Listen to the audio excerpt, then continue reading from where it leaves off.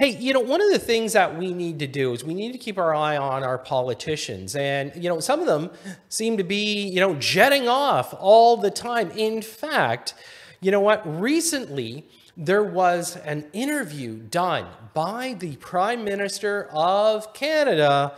That's right, Justin Trudeau, while he was on vacation. Now, I got to tell you, I call foul on this one, absolute BS, because in my opinion, this was a complete and total setup. They wanted to say that this kind of rogue reporter was able to catch up to the Prime Minister, and he was willing to give his time.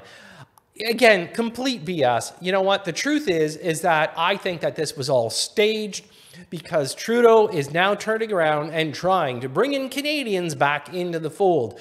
Well, listen, Mr. Prime Minister, that ship has sailed entirely because you know what? We don't believe you. And when things like this come out of your mouth, when you sit there and say that you work more and harder than any other Canadian or any other politician, I call foul. In fact, you've got more miles on the personal jet of Canada than any other politician ever has. So, you know what?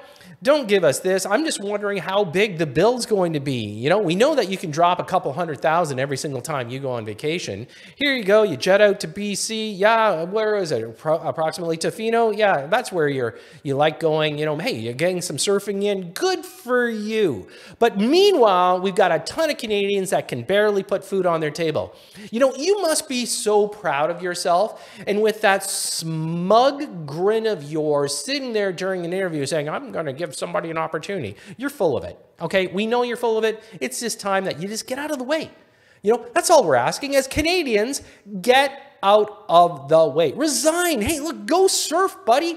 Go knock yourself out. Hey, if you were on some South Pacific island, that would be fabulous. That we don't have to deal with you. We don't have to hear from you. The most important thing right now is the fact that you sitting there and your narrative continues to sit there and tell us how hard you're working, and yet Canadians are getting deeper and deeper in debt. And by the way, let's be very clear to all Canadians. The government isn't the one that is turning around and reducing the interest rates. Yeah, that extra quarter point. So now bank rates at 4.5. Hey, do not take credit for that. Krista Freeland, just keep your mouth shut. Listen, if you want to subscribe, I will continue to address issues like this. Make sure you do. And if you have any comments, love to hear them. Thanks for tuning in.